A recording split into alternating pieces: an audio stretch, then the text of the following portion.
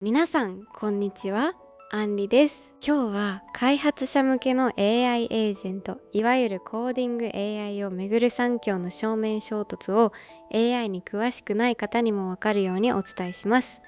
2026年5月14日から15日にかけての48時間で XAI がグロックビルドという新しいコーディング AI を公開し、オープン AI がコーデックスをスマートフォンアプリに統合し、アンソロピックがクロードコードの習字利用上限を 50% 引き上げ、さらに GitHub のコパイロットアプリも順番待ち登録を開放しました。同じ日に主要4社全部が開発者向け AI の分野で動くという極めて稀な日になっています。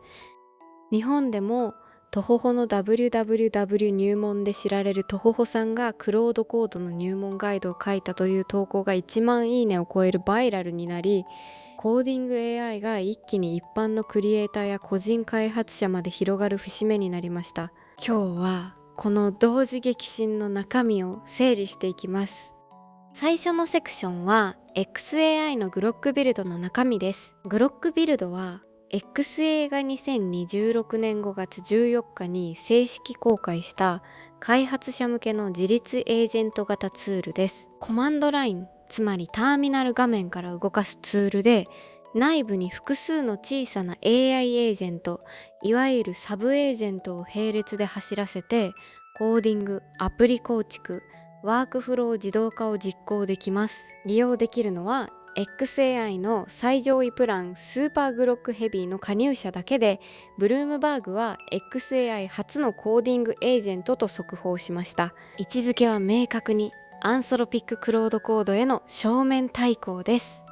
イーロン・マスク氏は同日、自身の X アカウントでグロックナウハズスキルズ、グロックに新スキルと関連投稿を4本連投、合計で4万いいねを超え、1200万回以上閲覧されました。さらに、音声 AI のグロックボイスがエージェント型カスタマーサポートのベンチマークであるターボイスで世界一位を獲得し、グロック4.3への一斉アップグレードと旧モデルの5月15日廃止も同時告知されています。 XAI はコードだけでなく音声と動画の3軸で開発者を一気に呼び込む構えです。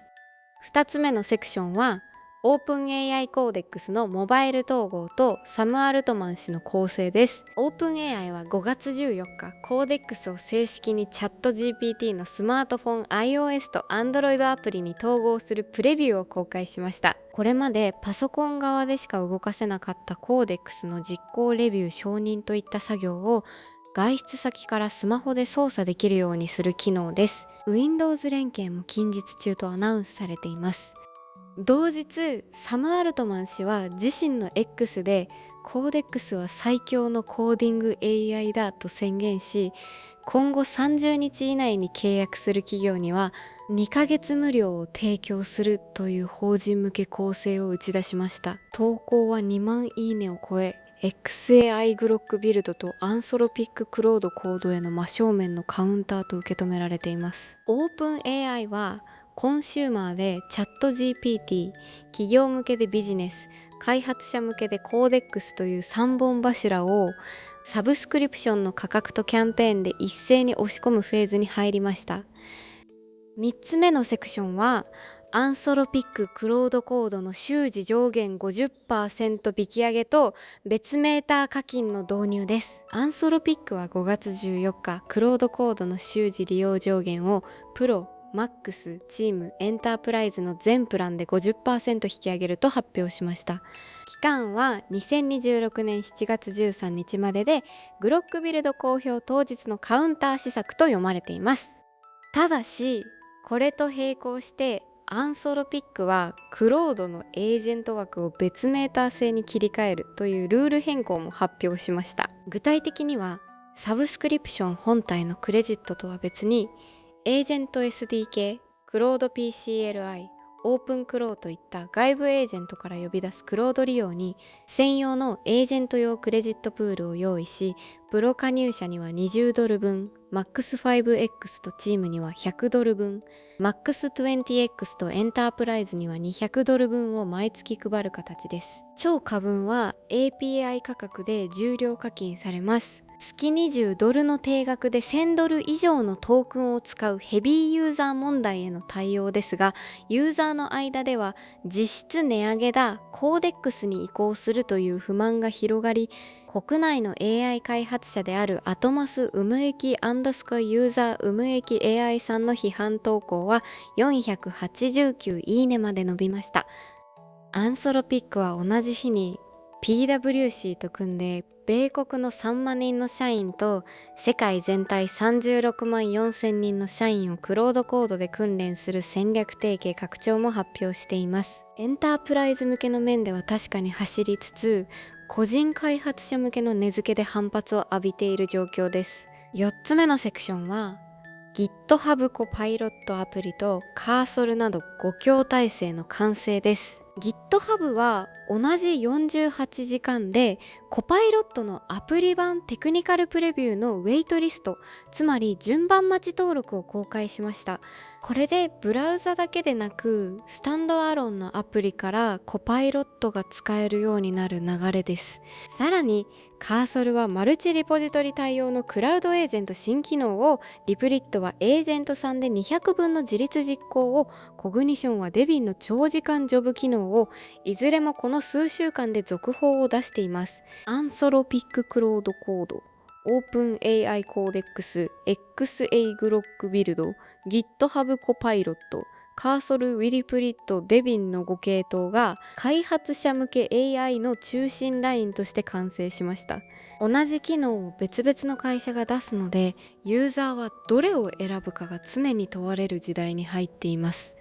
5つ目のセクションは日本側の反応です。本日5月14日から15日にかけて X 日本語圏で最大のバズになったのは、アットクマンアンダソゴユーザークマンさんのとほほさんがクロードコードの入門ガイドを書く時代が来たというポストでした。いいね数は1万143、61万回以上閲覧されています。とほほさんは日本のウェブ黎明1990年代後半にトホホの www 入門を公開して、ウェブ開発の入門書として広く読まれた著者で、その人物がクロードコードの解説を書くということ自体が、コーディング AI が完全に一般化したことの象徴として捉えられました。法務領域ではアンソロピッククロードフォーリーガルが5月14日に発表され、アットヒユーザーまさひろちゃんさんとアットヒユーザーたけし弁護さんが連投で詳細解説。クロードオーパス 4.7 を基盤に MCP コネクタに10種以上、プラグイン12種、ドキュサインや iManage との接続で契約レビューや M&A 業務に対応します。中小企業向けにはクロードフォースモールビジネス全米ツアーが5月14日にシカゴから開始。クイックブックスやハブスポットやキャンバーに組み込まれた15種類のエージェントワークフローが提供されます。日本市場でもコーディングホーム空小企業の3レイヤーで、アンソロピックとオープン AI と XAI の選択論争が一気に身近な話題になっています。6つ目のセクションは日本視聴者にとっての3つの示唆です。1つ目は開発者のベンダーロックイン、つまり一社依存を避けるためにクロードコード、コーデックス、グロックビルド、コパイロットアプリの4系統を6月までに一通り触っておくことです。同じコーディング作業でも得意な領域や料金体系が会社ごとに違うので、3ヶ月後に主流になっているツールが今日のものとは限りません。2つ目はサブスクリプション定額モデルの終焉、つまり定額の崩壊を前提にすることです。アンソロピックの別メーター製オープン AI の2ヶ月無料キャンペーン、 XAI のヘビープラン課金はいずれも使うほど追加料金が発生する半重量制へ静かに移行しています。月次でコストを見直すルーチンを社内に作る必要があります。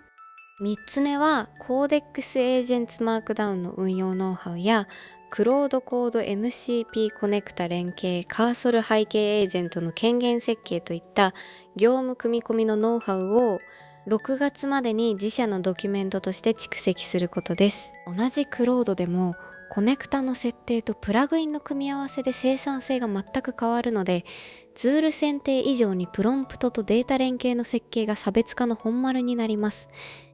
ここまでの整理をまとめます。2026年5月14日から15日、XAI がグロクビルド、オープン AI がコーデックスモバイル統合とオルトマン氏の2ヶ月無料構成、アンソロピックがクロードコード習字上限 50% 増と別メーター制、GitHub がコパイロットアプリのウェイトリストを同じ48時間に一斉に投入しました。日本側ではとほほさんのクロードコード入門が1万いいねの本日最大バイラルになり、クロードフォーリーガルとスモールビジネスの国内開設も同時に走っています。コーディング AI の3強とその隣でコパイロットやカーソルが押し寄せる5強体制が開発者の選択を毎週迫る時代に正式に入りました。今日がコーディング AI 三国大戦が公式に開戦した日として記録される一日です。